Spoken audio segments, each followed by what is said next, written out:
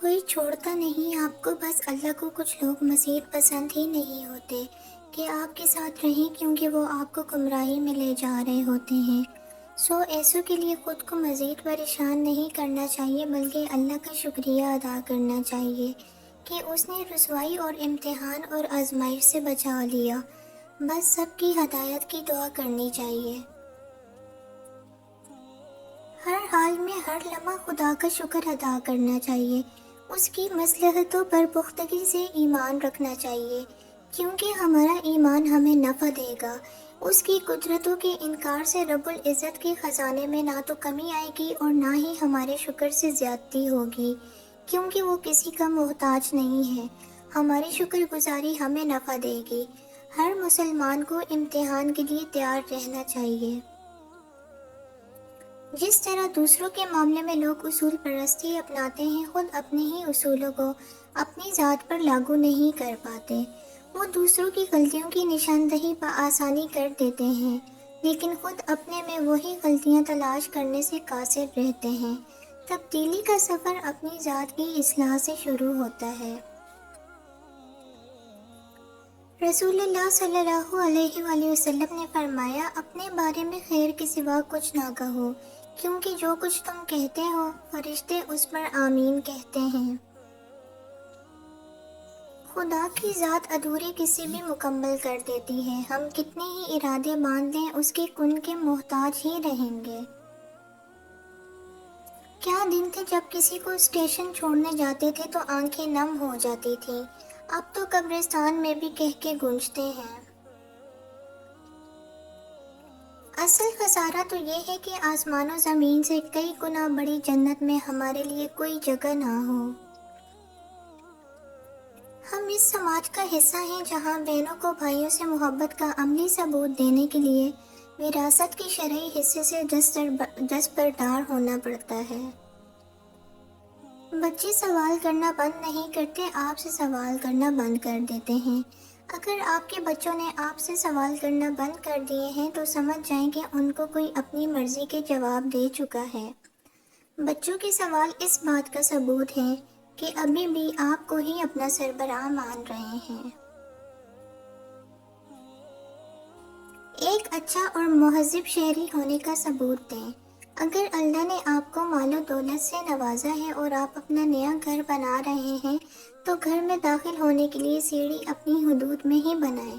اپنا گیٹ دروازہ 2-3 فٹ پیچھے کر کے لگا لیں تاکہ آپ کی سیڑھی کی وجہ سے راہ گزر پریشان نہ ہو۔ راستے سے رکاوٹ دور کرنا باعث ثواب ہے تو یقیناً رکاوٹ ڈالنا، اور وہ بھی مستقل رکاوٹ، یہ جرم ہے اور گناہ کے زمرے میں بھی آتا ہے۔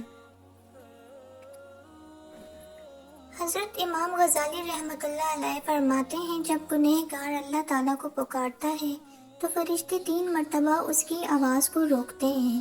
جب پھر پکارتا ہے اور فرشتے اس کی آواز کے درمیان حائل ہوتے ہیں تو اللہ تعالیٰ فرماتے ہیں، میرے بندے کی آواز کو کب تک روکو گے؟ اسے یقین ہو چکا ہے کہ میرے سوا اسے اور کوئی بخشش سے نوازنے والا نہیں، لہٰذا تم گواہ ہو جاؤ، میں نے اسے مغفرت و بخشش سے نواز دیا ہے۔ ایک فقیر دریا کے کنارے بیٹھا تھا۔ کسی نے پوچھا، بابا کیا کر رہے ہو؟ فقیر نے کہا، انتظار کر رہا ہوں کہ مکمل دریا بہہ جائے تو پھر پار کروں۔ اس آدمی نے کہا، کیسی بات کرتے ہو بابا، مکمل پانی بہنے کے انتظار میں تو تم کبھی دریا پار ہی نہیں کر پاؤ گے۔ فقیر نے کہا، یہی تو میں تم لوگوں کو سمجھانا چاہتا ہوں کہ تم لوگ جو ہمیشہ یہ کہتے رہتے ہو کہ ایک بار گھر کی ذمہ داریاں پوری ہو جائیں تو پھر نماز پڑھ لوں گا، داڑھی رکھوں گا، حج کروں گا، خدمت کروں گا، جیسے دریا کا پانی ختم نہیں ہوگا، ہمیں اس سے پانی ہی پار جانے کا راستہ بنانا ہے۔ اسی طرح زندگی ختم ہو جائے گی پر زندگی کے کام اور ذمہ داری کبھی ختم نہیں ہوں گے۔ گدھا ایک بے ضرر حیوان ہے جس نے سماج کی بے مثال خدمت کی ہے۔ شیر ایک وحشی درندہ ہے جس نے ہمیشہ انسان کو نقصان سے دوچار کر کے قتل و زخمی کیا ہے۔ پھر بھی سماج میں گدھے کو نیچ اور شیر کو باعث فخر سمجھا جاتا ہے۔ ہمارا معاشرہ ایک طاقتور جابر ظالم کی قدر اور کمزوروں محکوم کی تذلیل کرتا ہے، جو ایک بیمار معاشرے کی خوبی ہے۔ کبھی کبھی انسان ایک چھوٹی سی چوٹ پر، ذرا سی تکلیف پر بری طرح ٹوٹ کر رو دیتا ہے۔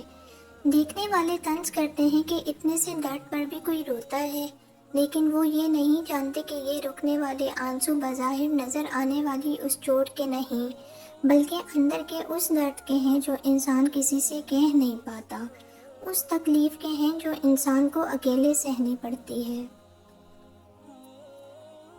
اس میں کچھ شک نہیں کہ قرآن کے نزول کا سب سے بڑا مقصد مردوں کی بخشش ہی ہے، تاہم اس سے جس مردے کی بخشش ہونی ہے وہ اور کوئی نہیں، ہم خود ہیں، بشرط یہ کہ ہم نے اپنی مہلت حیات میں اسے پڑھا ہو اور سمجھا ہو اور اس پر عمل کیا ہو۔ اور پتہ ہے رب کی خوبصورت صفت کیا ہے؟ جب ہم غفلتوں کے ٹوکرے اٹھا کر اس کے در پہ جاتے ہیں تو وہ رد نہیں کرتا، پھٹکار نہیں دیتا، پچھلی توبہ یاد نہیں کرواتا، بھگا نہیں دیتا۔ وہ تو دل دیکھتا ہے، نیتوں کو پڑھتا ہے، ندامت کو دیکھتا ہے، بندگی کو بانپ لیتا ہے، دل میں سکون اتارتا ہے، معاف کر دیتا ہے۔ دنیا کی کہی ہوئی باتوں اور اپنوں کی کہی ہوئی بات میں فرق یہ ہوتا ہے کہ دنیا کی کہی ہوئی بات پہلے تکلیف دیتی ہے، پھر اس کی عادت ہو جاتی ہے۔ اپنوں کی کہی ہوئی بات کبھی عادت نہیں ہوتی، ہر بار سننے پر تکلیف پہلے سے زیادہ بڑھتی ہے۔ میں نے لوگوں کے بلند کہکوں میں ان کے ٹوٹتے حوصلوں کو محسوس کیا ہے، چوریوں میں پوشیدہ داستانوں کو جانا ہے۔ میں نے لوگوں کی اداس آنکھوں سے مسکراتے دیکھا ہے، تب احساس ہوا ہم سب حادثوں کا شکار ہیں، سب پر اپنی اپنی ایک قیامت ہوتی ہے جسے کوئی نہیں جانتا۔ ہم جتنا خود کو سمجھیں گے اتنا ہی اعتماد زیادہ آئے گا۔ سقراط کو کسی نے گالی دی، وہ مسکرانے لگا۔ کسی نے کہا کہ تمہیں شرم نہیں آتی کہ کوئی تمہیں گالی دیتا ہے اور تم مسکراتے ہو؟ سقراط نے جواب دیا، یہ جو کہہ رہا ہے غلط ہے، میں وہ نہیں ہوں۔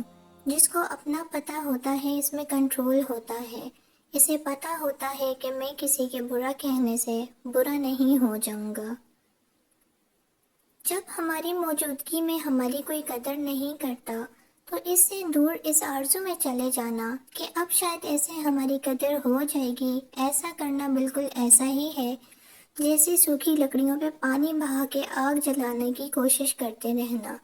جنہیں احساس نہیں ہوتا انہیں کبھی بھی نہیں ہونا، چاہے آپ 7 سمندر پار ہی کیوں نہ چلے جائیں، ان کے لیے آپ کا وجود ایسے ہی ہے، بے معنی ہے، جیسے ایک نابینا کے لیے کوسوں قزح کے رنگ۔